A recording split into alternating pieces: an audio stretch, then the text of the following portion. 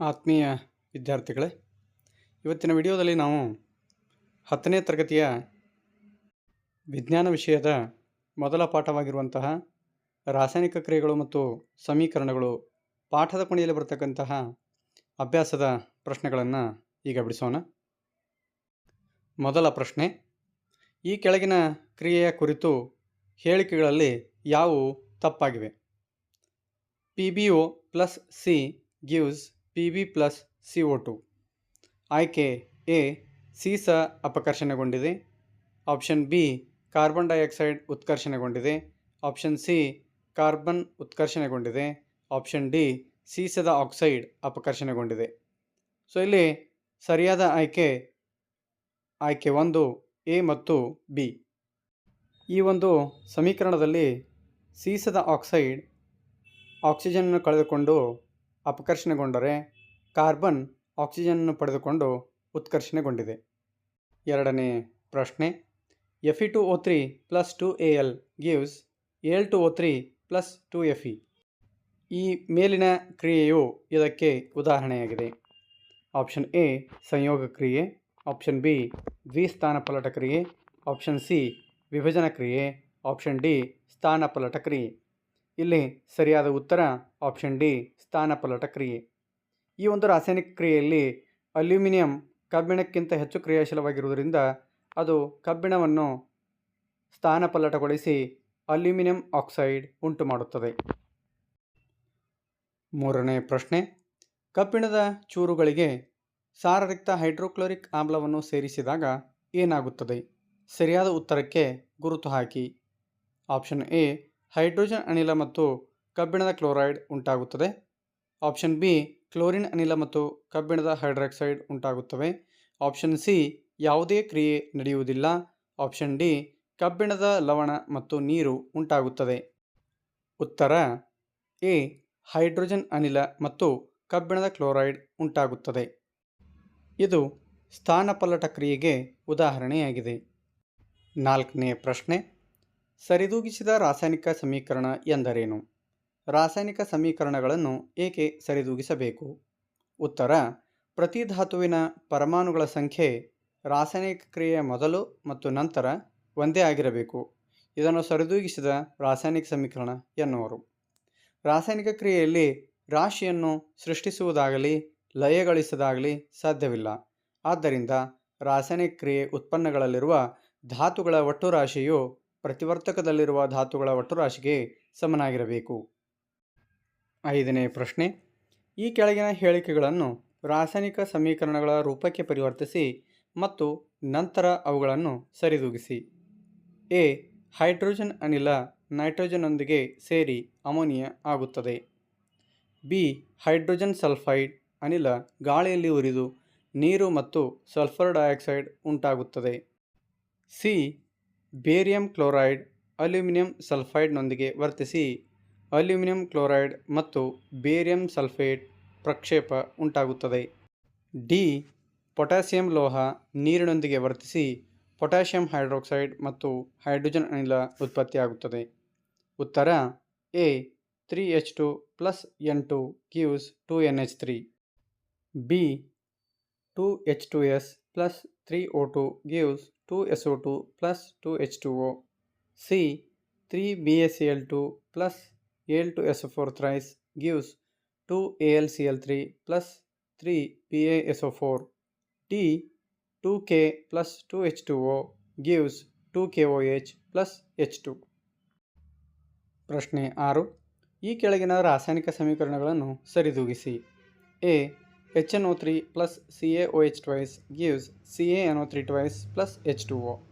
B, NaOH plus H2SO4 gives Na2SO4 plus H2O.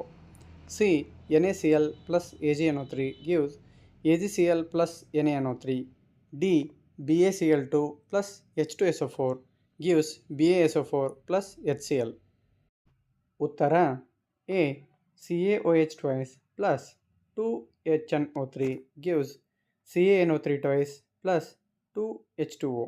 B, 2NaOH plus H2SO4 gives Na2SO4 plus 2H2O. C, NaCl plus AgNO3 gives AgCl plus NaNO3. D. BaCl2 plus H2SO4 gives BaSO4 plus 2HCl. 7ನೇ ಪ್ರಶ್ನೆ. ಈ ಕೆಳಗಿನ ಕ್ರಿಯೆಗಳಿಗೆ ಸರಿದೂಗಿಸಿದ ರಾಸಾಯನಿಕ ಸಮೀಕರಣ ಬರೆಯಿರಿ. A. Calcium hydroxide plus carbon dioxide gives calcium carbonate plus ನೀರು. B. ಸತು plus ಬೆಳ್ಳಿಯ nitrate gives ಸತುವಿನ nitrate plus ಬೆಳ್ಳಿ. C. ಅಲ್ಯೂಮಿನಿಯಂ ಪ್ಲಸ್ ತಾಮ್ರದ chloride gives aluminium chloride plus ತಾಮ್ರ. D. Barium chloride plus potassium sulphide gives barium sulphide plus potassium chloride. ಉತ್ತರ A. CaOH twice plus CO2 gives CaCO3 plus H2O. B. Zn plus 2AgNO3 gives ZnNO3 twice plus 2Ag. C. 2Al plus 3CuCl2 gives 2AlCl3 plus 3Cu. D. BaCl2 plus K2SO4 gives BaSO4 plus 2KCl. ಪ್ರಶ್ನೆ 8. ಈ ಕೆಳಗಿನವುಗಳಿಗೆ ಸರಿದೂಗಿಸಿದ ರಾಸಾಯನಿಕ ಸಮೀಕರಣ ಬರೆಯಿರಿ ಮತ್ತು ಪ್ರತಿಯೊಂದು ಕ್ರಿಯೆಯ ವಿಧವನ್ನು ಗುರುತಿಸಿ. A. Potassium bromide plus barium iodide gives potassium iodide plus barium bromide. B. ಸತುವಿನ ಕಾರ್ಬೊನೇಟ್ ಗಿವ್ಸ್ ಸತುವಿನ oxide plus carbon dioxide. C. Hydrogen plus chlorine gives hydrogen chloride. D. Magnesium plus hydrochloric ಆಮ್ಲ gives magnesium chloride plus hydrogen. ಉತ್ತರ A. BaCl2 plus 2KBr gives BaBr2 plus 2Ki. ಇದೊಂದು ದ್ವಿಸ್ಥಾನಪಲ್ಲಟ ಕ್ರಿಯೆಯಾಗಿದೆ. B. ZnCO3 gives ZnO plus CO2. ಇದೊಂದು ವಿಭಜನ ಕ್ರಿಯೆಯಾಗಿದೆ. C. H2 plus Cl2 gives 2HCl. ಇದು ಸಂಯೋಗ ಕ್ರಿಯೆ ಆಗಿದೆ. D. Mg plus 2Cl gives MgCl2 plus 2H2. ಇದು ಸ್ಥಾನಪಲ್ಲಟ ಕ್ರಿಯೆಯಾಗಿದೆ. 9ನೇ ಪ್ರಶ್ನೆ. ಅಂತರುಷ್ಣಕ ಕ್ರಿಯೆಗಳು ಮತ್ತು ಬಹಿರುಷ್ಣಕ ಕ್ರಿಯೆಗಳು ಎಂದರೇನು? ಉದಾಹರಣೆ ಕೊಡಿ. ಉತ್ತರ. ರಾಸಾಯನಿಕ ಕ್ರಿಯೆಯೊಂದರಲ್ಲಿ ಶಕ್ತಿಯ ಹೀರಿಕೆಯಾಗುವ ರಾಸಾಯನಿಕ ಕ್ರಿಯೆಗಳನ್ನು ಅಂತರುಷ್ಣಕ ಕ್ರಿಯೆ ಎನ್ನುವರು. ಉದಾಹರಣೆ 2AgCl gives 2Ag plus Cl2. ಇಲ್ಲಿ ಸೂರ್ಯನ ಶಕ್ತಿಯ ಹೀರಿಕೆಯಿಂದ ಈ ಕ್ರಿಯೆ ನಡೆದಿದೆ. ರಾಸಾಯನಿಕ ಕ್ರಿಯೆ ನಡೆದಾಗ ಉತ್ಪನ್ನದೊಂದಿಗೆ ಉಷ್ಣ ಬಿಡುಗಡೆಯಾದರೆ ಆ ಕ್ರಿಯೆಯನ್ನು ಬಹಿರುಷ್ಣಕ ಕ್ರಿಯೆ ಎನ್ನುವರು. ಉದಾಹರಣೆ C6H12O6 plus 6O2 gives 6CO2 plus 6H2O plus ಶಕ್ತಿ. ಇಲ್ಲಿ ಶಕ್ತಿಯು ಬಿಡುಗಡೆಯಾಗಿದೆ. 10ನೇ ಪ್ರಶ್ನೆ. ಉಸಿರಾಟವನ್ನು ಬಹಿರುಷ್ಣಕ ಕ್ರಿಯೆ ಎಂದು ಏಕೆ ಪರಿಗಣಿಸಲಾಗಿದೆ? ವಿವರಿಸಿ. ಉತ್ತರ. ನಾವು ಸೇವಿಸುವ ಆಹಾರದಲ್ಲಿರುವ ಕಾರ್ಬೋಹೈಡ್ರೇಟ್ ಜೀರ್ಣಕ್ರಿಯೆಯ ಸಂದರ್ಭದಲ್ಲಿ ಗ್ಲೂಕೋಸ್ ಸರಳ ಘಟಕವಾಗಿ ಪರಿವರ್ತನೆ ಹೊಂದುತ್ತದೆ. ಉಸಿರಾಟದ ಸಂದರ್ಭದಲ್ಲಿ ಈ ಗ್ಲೂಕೋಸ್ ಆಕ್ಸಿಜನ್ನೊಂದಿಗೆ ಸಂಯೋಗ ಹೊಂದಿ ಶಕ್ತಿಯು ಬಿಡುಗಡೆಯಾಗುತ್ತದೆ. ಆದ್ದರಿಂದ ಉಸಿರಾಟವು ಒಂದು ಬಹಿರುಷ್ಣಕ ಕ್ರಿಯೆಯಾಗಿದೆ. 11ನೇ ಪ್ರಶ್ನೆ. ವಿಭಜನ ಕ್ರಿಯೆಗಳು ಸಂಯೋಗ ಕ್ರಿಯೆಗಳಿಗೆ ವಿರುದ್ಧವಾಗಿವೆ ಎನ್ನುತ್ತಾರೆ ಏಕೆ? ಈ ಕ್ರಿಯೆಗಳಿಗೆ ಸಮೀಕರಣಗಳನ್ನು ಬರೆಯಿರಿ. ಉತ್ತರ. ಒಂದು ಪ್ರತಿವರ್ತಕವು ವಿಭಜನೆ ಹೊಂದಿ 2 ಅಥವಾ 2ಕ್ಕಿಂತ ಹೆಚ್ಚು ಉತ್ಪನ್ನಗಳು ತಯಾರಾಗುವ ಕ್ರಿಯೆಯನ್ನು ವಿಭಜನ ಕ್ರಿಯೆ ಎನ್ನುವರು. ಆದರೆ ಸಂಯೋಗ ಕ್ರಿಯೆಯು 2 ಅಥವಾ 2ಕ್ಕಿಂತ ಹೆಚ್ಚು ಪ್ರತಿವರ್ತಕಗಳು ಸೇರಿ ಒಂದೇ ಉತ್ಪನ್ನ ತಯಾರಾಗುವ ಕ್ರಿಯೆಯಾಗಿದೆ. ಆದ್ದರಿಂದ ಇವೆರಡು ಕ್ರಿಯೆಗಳು ಪರಸ್ಪರ ವಿರುದ್ಧ ಕ್ರಿಯೆಗಳಾಗಿವೆ.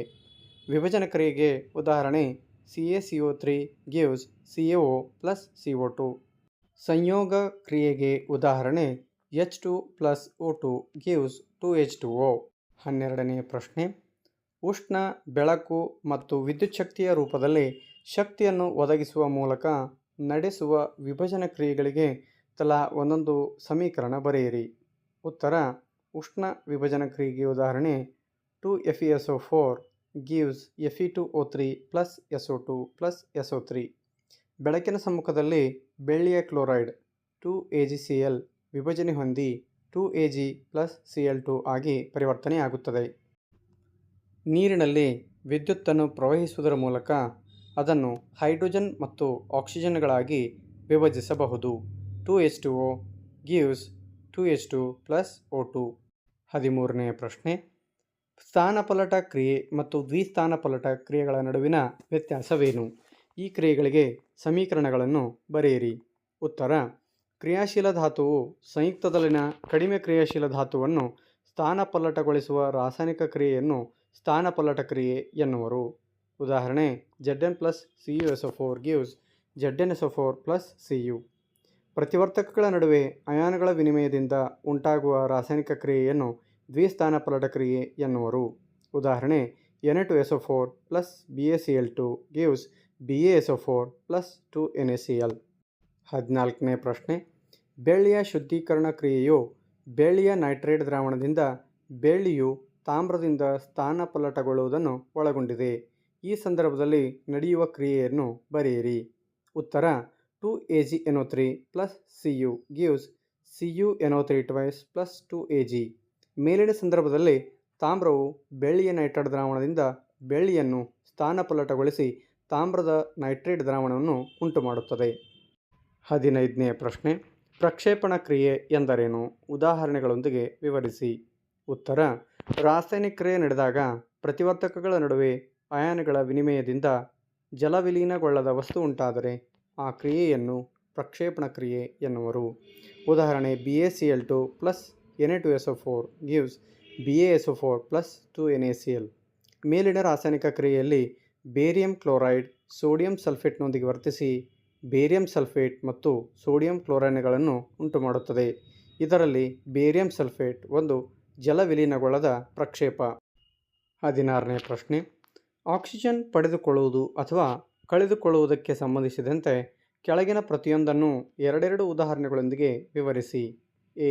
ಉತ್ಕರ್ಷಣ, ಬಿ. ಅಪಕರ್ಷಣ. ಉತ್ತರ: ಉತ್ಕರ್ಷಣ. ರಾಸಾಯನಿಕ ಕ್ರಿಯೆ ಒಂದರಲ್ಲಿ ವಸ್ತುವು ಆಕ್ಸಿಜನನ್ನು ಪಡೆದುಕೊಂಡರೆ ಅಥವಾ ಹೈಡ್ರೋಜನನ್ನು ಕಳೆದುಕೊಂಡರೆ ಅದನ್ನು ಉತ್ಕರ್ಷಣ ಕ್ರಿಯೆ ಎನ್ನುವರು. ಉದಾಹರಣೆ: 2Cu + O2 gives 2CuO. ಮೇಲಿನ ರಾಸಾಯನಿಕ ಕ್ರಿಯೆಯಲ್ಲಿ ತಾಮ್ರಕ್ಕೆ oxygen ಸೇರ್ಪಡೆಯಾಯಿತು. H2S + Br2 gives 2HBr + S. ಮೇಲಿನ ರಾಸಾಯನಿಕ ಕ್ರಿಯೆಯಲ್ಲಿ ಹೈಡ್ರೋಜನ್ ಸಲ್ಫೈಡ್ನಲ್ಲಿರುವ ಹೈಡ್ರೋಜನ್ ಸ್ಥಾನಪಲ್ಲಟಗೊಂಡು ಹೈಡ್ರೋಜನ್ ಸಲ್ಫೈಡ್ ಉತ್ಕರ್ಷಣೆ ಹೊಂದಿತು. ಬಿ. ಅಪಕರ್ಷಣ. ರಾಸಾಯನಿಕ ಕ್ರಿಯೆ ಒಂದರಲ್ಲಿ ವಸ್ತುವು ಆಕ್ಸಿಜನನ್ನು ಕಳೆದುಕೊಂಡರೆ ಅಥವಾ ಹೈಡ್ರೋಜನನ್ನು ಪಡೆದುಕೊಂಡರೆ ಅದನ್ನು ಅಪಕರ್ಷಣ ಕ್ರಿಯೆ ಎನ್ನುವರು. ಉದಾಹರಣೆ: CuO + H2 gives Cu + H2O. ಮೇಲಿನ ರಾಸಾಯನಿಕ ಕ್ರಿಯೆಯಲ್ಲಿ ತಾಮ್ರದ ಆಕ್ಸೈಡ್ ಆಕ್ಸಿಜನ್ ಅನ್ನು ಕಳೆದುಕೊಂಡಿತು, ಆದ್ದರಿಂದ ಇದು ಒಂದು ಅಪಕರ್ಷಣ ಕ್ರಿಯೆ. N2 + 3H2 gives 2NH3. ಮೇಲಿನ ರಾಸಾಯನಿಕ ಕ್ರಿಯೆಯಲ್ಲಿ ನೈಟ್ರೋಜನ್ಗೆ ಹೈಡ್ರೋಜನ್ ಸೇರ್ಪಡೆ ಆಗುವುದರಿಂದ ಇದನ್ನು ಅಪಕರ್ಷಣ ಕ್ರಿಯೆ ಎನ್ನುವರು. 17ನೇ ಪ್ರಶ್ನೆ, ಹೊಳಪುಳ್ಳ ಕಂದು ಬಣ್ಣದ X ಧಾತುವನ್ನು ಗಾಳಿಯಲ್ಲಿ ಕಾಸಿದಾಗ ಕಪ್ಪು ಬಣ್ಣಕ್ಕೆ ತಿರುಗುತ್ತದೆ. X ಧಾತು ಮತ್ತು ಉಂಟಾದ ಕಪ್ಪು ಬಣ್ಣದ ಸಂಯುಕ್ತಗಳನ್ನು ಹೆಸರಿಸಿ. ಉತ್ತರ: ಹೊಳಪುಳ್ಳ ಕಂದು ಬಣ್ಣದ X ಧಾತು ತಾಮ್ರ. ಉಂಟಾದ ಕಪ್ಪು ಬಣ್ಣದ ಸಂಯುಕ್ತ ತಾಮ್ರದ ಆಕ್ಸೈಡ್. 18ನೇ ಪ್ರಶ್ನೆ, ಕಬ್ಬಿಣದ ವಸ್ತುಗಳಿಗೆ ಬಣ್ಣ ಬಳಿಯುವುದೇಕೆ? ಉತ್ತರ: ಸಂಕ್ಷಾರಣವನ್ನು ತಡೆಗಟ್ಟಲು ಕಬ್ಬಿಣದ ವಸ್ತುಗಳಿಗೆ ಬಣ್ಣ ಬಳಿಯುತ್ತಾರೆ. 19ನೇ ಪ್ರಶ್ನೆ, ಎಣ್ಣೆ ಮತ್ತು ಕೊಬ್ಬು ಹೊಂದಿದ ಆಹಾರ ಪದಾರ್ಥಗಳ ಮೂಲಕ ನೈಟ್ರೋಜನ್ ಅನಿಲವನ್ನು ಹಾಯಿಸುತ್ತಾರೆ ಏಕೆ? ಉತ್ತರ: ಎಣ್ಣೆ ಮತ್ತು ಕೊಬ್ಬು ಹೊಂದಿದ ಆಹಾರ ಪದಾರ್ಥಗಳು ಸಾಮಾನ್ಯವಾಗಿ ವಾತಾವರಣದಲ್ಲಿರುವ ಆಮ್ಲಜನಕದೊಂದಿಗೆ ವರ್ತಿಸಿ ಕಮಟುವಿಕೆ ಪ್ರಕ್ರಿಯೆಗೆ ಒಳಗಾಗುತ್ತವೆ. ಇದನ್ನು ತಡೆಗಟ್ಟಲು ಪ್ರತಿ ಉತ್ಕರ್ಷಕವಾದ ನೈಟ್ರೋಜನ್ ಅನಿಲವನ್ನು ಹಾಯಿಸುತ್ತಾರೆ. 20ನೇ ಪ್ರಶ್ನೆ, ಒಂದೊಂದು ಉದಾಹರಣೆಯೊಂದಿಗೆ ಕೆಳಗಿನ ಪದಗಳನ್ನು ವಿವರಿಸಿ. ಎ. ಕೊರೆಯುವಿಕೆ, ಬಿ. ಕಮಟುವಿಕೆ. ಉತ್ತರ: ಲೋಹವು ತನ್ನ ಸುತ್ತಲಿನ ವಸ್ತುಗಳಾದ ತೇವಾಂಶ, ಆಮ್ಲಗಳು ಇತ್ಯಾದಿಗಳೊಂದಿಗೆ ವರ್ತಿಸಿ ಕೊರೆಯುವಿಕೆ ಅಥವಾ ಸಂಕ್ಷಾರಣ ಒಳಗಾಗುತ್ತದೆ. ಉದಾಹರಣೆ: ಕಬ್ಬಿಣವು ವಾತಾವರಣದಲ್ಲಿರುವ ತೇವಾಂಶಯುಕ್ತ ಗಾಳಿಯೊಂದಿಗೆ ವರ್ತಿಸಿ ತುಕ್ಕು ಹಿಡಿಯುತ್ತದೆ. ತಾಮ್ರದ ಮೇಲೆ ಹಸಿರು ಲೇಪನ, ಬೆಳ್ಳಿಯ ಮೇಲೆ ಕಪ್ಪು ಲೇಪನ ಇವು ಸಂಕ್ಷಾರಣಗಳಿಗೆ ಇತರ ಉದಾಹರಣೆಗಳು. ಬಿ. ಕಮಟುವಿಕೆ. ಕೊಬ್ಬು ಮತ್ತು ಎಣ್ಣೆ ಪದಾರ್ಥಗಳು ಉತ್ಕರ್ಷಣೆಗೊಂಡಾಗ ಕಮಟುತ್ತವೆ ಮತ್ತು ವಾಸನೆ ಮತ್ತು ರುಚಿ ಬದಲಾಗುತ್ತದೆ. ಉದಾಹರಣೆ: ಕೊಬ್ಬರಿ ಎಣ್ಣೆ ಕಮಟು ವಾಸನೆ ಬರುವುದು. ಈ ಪಾಠಕ್ಕೆ ಸಂಬಂಧಿಸಿದ ಇತರ ವಿಡಿಯೋಗಳಿಗಾಗಿ SMCM ಕ್ಲಾಸಸ್ ಅನ್ನು ಸಬ್ಸ್ಕ್ರೈಬ್ ಮಾಡಿ. ಧನ್ಯವಾದಗಳು.